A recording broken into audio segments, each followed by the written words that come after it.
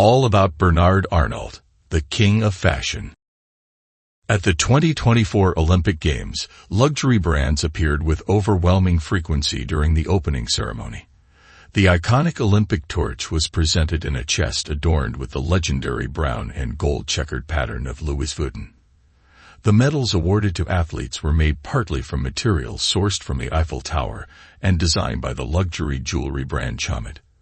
And in the grandstands, in the VIP rooms for watching the Olympics, bottles of premium Moet Hennessy wine were always ready to be served. These are all centuries-old French brands, deeply intertwined with the history of the hexagon. The Chomit brand even once designed jewelry for Empress Josephine of Napoleon. And they all share one thing in common. They are all owned by the giant conglomerate Louis Vuitton Moet Hennessy, better known as LVMH. The fact that LVMH alone contributed 150 million euros, equivalent to more than 1/10 of the total sponsorship costs of the 2024 Olympics, underscores the stature of this most valuable French brand. This was also a resounding declaration from its owner, Bernard Arnault, a man who never tolerates being outdone by others and remains full of ambition to conquer, even at the age of 75, and having once held the title of the richest person on the planet. Now, the Terminator. There is a classic story about Bernard Arnault that anyone wanting to learn about him must hear to understand why a man who started in real estate managed to build a name in the world of luxury fashion. In 1971, 22-year-old Bernard Arnault first set foot in New York, eager to know what Americans thought of his homeland. He asked the taxi driver about famous figures from France. "Do you know who Georges Pompidou is?" "No, but I know Christian Dior," came the reply. That response stunned the young man, as the driver showed no interest in the sitting French president, but remembered a fashion designer who had passed away 14 years earlier. Christian Dior may no longer be alive, but his Dior brand endures and lingers in the minds of even those with little connection to fashion. Decades later, this story with the anonymous taxi driver is still recounted, as it marks the spark that ignited the LVMH empire. Founded and led by Bernard Arnault. Founded may not fully capture the essence of this story, but let's discuss that in the later part of the video. Arnault not only holds Dior, the brand mentioned in that story, but also owns an entire empire of luxury brands, from Louis Vuitton, Bulgari, Tiffany & Co., Fendi, K-Line, Marc Jacobs, Hublot, Kenzo, Givenchy, Loro Piana, to younger brands like Off-White and Fenty Beauty. LVMH's brands are leaders in fields such as wine, fashion and leather goods, beauty products, watches, jewelry, and even hotels and resorts. According to the 2023 financial report from LVMH, the company owns 75 brands, operates 6,000 stores, and employs 213,000 people worldwide, generating revenue of 86.2 billion euros and a net profit of 15.2 billion euros, an 8% increase compared to 2022. Such impressive figures would not have been possible without a master of the business world like Arnault at the helm. Arnault's rivals describe him in a way that is both sarcastic and admiring. He is more of a predator than a creator. This was evident from the deal that made his name in 1984.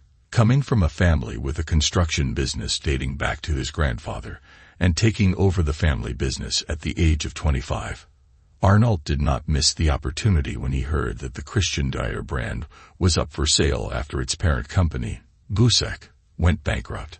According to the Financial Times, Arnault spent $15 million of family money and secured $80 million in support from the investment bank Lazard to buy Busek.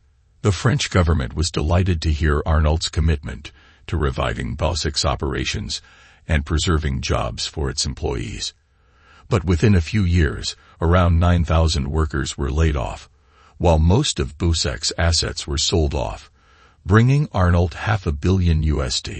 Arnault's approach of selling everything, and keeping only the Dyer brand, and the Le Bon Marché store resembled the pragmatic style of American entrepreneurs, more than the romanticism often associated with the French. The nickname, the Terminator, was bestowed upon Arnault from then on. Although his slender frame might differ greatly from the iconic villain played by Arnold Schwarzenegger in the 1980s, his determination in pursuing goals and his cold-blooded execution were strikingly similar. But time has proven that Arnault was right in his move to save Dyer. Back then, the brand had only 3 stores and revenue of about $90 million USD, while today it boasts 439 stores and revenue of 9.5 billion euros in 2023. Now, let's return to the story of founding LVMH mentioned earlier. According to LVMH's current homepage, the company was established in 1987 through the merger of 2 long-standing brands, Moët Hennessy and Louis Vuitton, and the next line in the description of the company's history reads, Bernard Arnault has led the group since 1989 and is the majority shareholder. So what happened in the 2-year gap between the merger and Arnault's rise to power? In reality, the original heads of LVMH were Alain Chevalier, CEO of Moët Hennessy, and Henri Racamier, chairman of Louis Vuitton. Arnault was merely a successful entrepreneur whom Racamier partnered with to invest in LVMH. But gradually, Arnault acquired shares of LVMH, while the 2 original founders were busy clashing over differing business visions. By January 1989, he owned 43.5% of LVMH shares, becoming the majority shareholder, which allowed him to oust Racamier from the board of directors of the very company he had founded. On January 13, 1989, Bernard Arnault officially became chairman of the LVMH board of directors, a title he holds to this day. With a coldness bordering on ruthlessness, it's understandable why. Besides the Terminator, Arnault also earned another nickname, the Wolf in Cashmere. In the following decades, he continued his hunt, acquiring luxury European brands in fashion, beverages, and jewelry, bringing them under the LVMH umbrella. Even a long-standing American brand like Tiffany & Co. could not escape Arnault's sights. Tiffany & Co. is an American fashion icon, founded in 1837, serving every U.S. presidential family since Abraham Lincoln, and becoming a global symbol tied to the image of Hollywood star Audrey Hepburn. According to Bloomberg, Bernard Arnault always wanted a jewelry brand of sufficient stature to compete with Cartier of the Richemont Group, and thus, LVMH publicly expressed its intent to acquire Tiffany in 2019. After months of negotiations and settling on a price, it seemed everything was finalized. But then the COVID pandemic struck, affecting every industry. Naturally, as social distancing took place globally, luxury goods sales plummeted. Arnault saw an opportunity to push for a lower price and attempted to back out of the deal, forcing Tiffany to respond, demanding that he honor the agreement and not renege. He countered, expressing dissatisfaction with Tiffany's board, awarding itself generous compensation packages disproportionate to the company's business performance. According to media speculation, through his close relationship with President Emmanuel Macron, Arnault even prompted the French foreign minister to state that the deal could impact U.S.-France trade relations. After much dispute, LVMH ultimately acquired Tiffany for $16.2 billion USD, $425 million USD less than the original agreement. Arnault not only avoided a lawsuit, but also saved nearly $500 million USD, living up to his wolf of the business world reputation. But no matter how skilled, he is not an invincible war god. In 2001, he famously lost the battle to acquire the iconic Italian brand Gucci. The fight for ownership of Gucci spanned several years between LVMH and Pinault Printemps Redoute, now known as the Kering Group under billionaire François Pinault. Initially, LVMH held 34% of Gucci shares, but designer Tom Ford sought Pinault's help, leading to what the media dubbed the handbag war. Additionally, LVMH once stealthily acquired 17% of the legendary Hermès brand, only to concede defeat in 2017 in the face of united opposition from its shareholders. Interestingly, despite countless victories in the business arena, Arnault remains deeply affected by the few losses he has experienced, harboring particular resentment toward Pinault of Kering, even though the billionaire has long since stepped back from the spotlight. According to someone who regularly plays tennis with Arnault, the only way to distract him during a match is to mention the name Pinault. Despite owning brands like Gucci, Yves Saint Laurent, Balenciaga, Bottega Veneta, and Alexander McQueen, Kering's market capitalization is only 1/10 of LVMH's, based on listed values in early August 2024, but for Arnault, this seems insufficient to erase the sting of that past defeat. When designer Stella McCartney ended her 17-year partnership with Kering in 2018, Arnault swiftly invited her to serve as his special advisor. The tit-for-tat rivalry also manifested in the restoration of Notre Dame Cathedral following the fire in April 2019, which severely damaged the cathedral. The Kering family of Pinault quickly pledged €100 million to the rebuilding fund, and just hours later, an official statement came from LVMH. The Arnault family and LVMH, in a profound act of solidarity in the face of this national disaster, will contribute to the restoration of this extraordinary cathedral, a symbol of France's heritage and unity. The amount Arnault pledged was €200 million, exactly double that of the Pinaults. The god of wealth. Tennis, along with the piano, is one of Arnault's leisure pursuits, or more precisely, becoming a concert pianist was once a dream and a burning ambition for Arnault. He only abandoned his piano career when he realized he could never become the world's #1 pianist. Arnault explained in the Financial Times, "I've always loved being #1. I didn't succeed with the piano, nor with tennis. For me, success means all the brands in my group being #1 in the world." This win-at-all-costs mentality and thirst for victory are deeply ingrained in Arnault, even when he plays tennis with his friend and tennis legend Roger Federer. "Of course, I lost to him 6-0, but I scored 1 point. My goal this year is to score 2 points against Roger Federer." He may not have become #1 in tennis or piano, but Bernard Arnault's life is even more illustrious than that. In April 1999, he surpassed retail tycoon Amancio Ortega of Zara to become the richest person in the fashion world, and from December 2019 to the present, he has repeatedly claimed the title of the richest person on the planet, with an estimated net worth of around $180 billion. His position on the Forbes rankings often shifts among tech tycoons like Elon Musk or Jeff Bezos, but Arnault and his family members frequently appear in the top 5, showcasing the strength of this dynasty. Among the top 10 richest people in the world, Arnault is the only one from the fashion industry, with the rest being giants tied to technology. So, how can a brand like LVMH compete with tech behemoths in the digital age, in the era of Industry 4.0 and big data? The answer may lie in a conversation between Steve Jobs, the late CEO of Apple, and Arnault. He told me, "You know, Bernard, I'm not sure if 50 years from now, my iPhone will still be a success, but I can guarantee that everyone will still be sipping your Dom Perignon."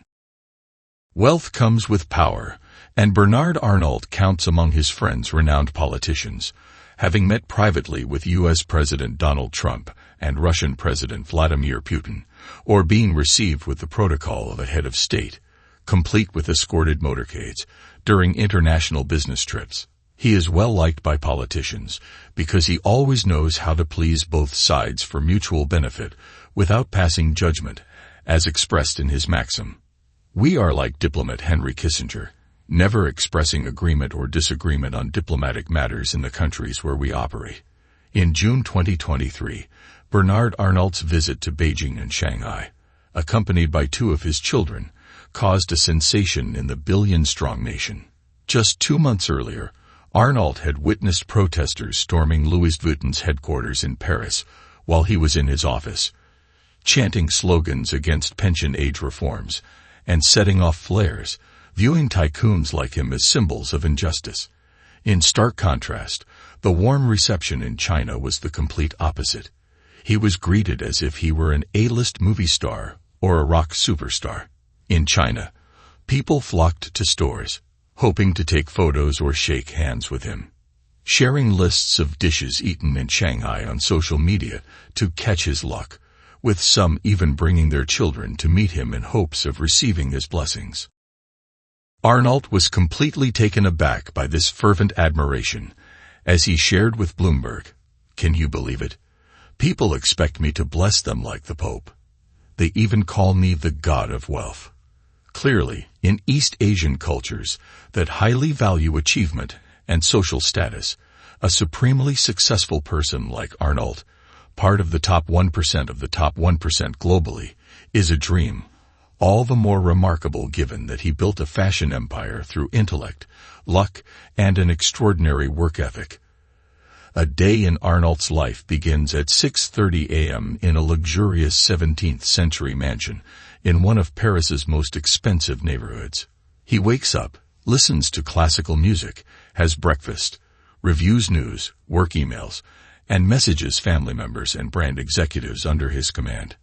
At exactly 8:00 a.m., he arrives at his office in the upscale 22 Avenue Montaigne and works there until 9:00 p.m. Occasionally, he takes half an hour to play the piano to unwind in a room decorated with works by legends like Picasso and Andy Warhol. He proudly declares, "Every morning, going to work is a joy for me." But his direct subordinates may not share the same joy, as Arnault is a perfectionist who demands the utmost in work performance.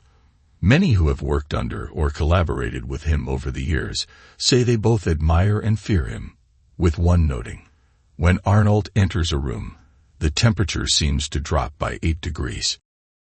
Arnault despises complacency to the extent that employees pass around the advice, "Don't be foolish enough to start a meeting by boasting about soaring sales unless you want to get a dressing down you'll never forget." He has an extraordinary memory, once asking his son to recreate a store design identical to one he had approved 12 years earlier. Arnault also pays attention to every detail, such as when visiting a newly opened store in Dubai and giving meticulous feedback, from the layout to the shoes of the sales staff, things ordinary people would overlook. When he saw employees wearing regular Nike shoes instead of the exclusive Tiffany collaboration edition, he expressed clear dissatisfaction. "Our employees must wear LVMH attire." In virtual meetings, Arnault speaks English when necessary, but he always requires overseas subordinates to learn French as quickly as possible to communicate with him. Succession in real life. If you think being an employee of Bernard Arnault is stressful, imagine being his child. Across 2 marriages, he has 5 children, including 2 from his first wife. Delphine, 49, CEO of Christian Dior Couture, and Antoine, 47, vice chairman of Dior, and 3 from his second wife. Concert pianist Helene Mercier, which produced 3 sons. Alexander, 32, vice president of communications at Tiffany. Frederic, 29, CEO of LVMH's watch brands, and Jen, 25. Among them, Frederic Arnault is perhaps the most publicly recognized, rumored to be the boyfriend of Lisa from Blackpink. They grew up in luxury, but this came with intense oversight from their father, a graduate of the prestigious École Polytechnique, France's top engineering school. Arnault personally tested his children's math skills every evening before dinner, with Antoine recalling, "For Dad, any test result below a perfect score was unacceptable." The youngest, Jin, jokes, "My whole life has been work experience, as every lunch and dinner revolved around business."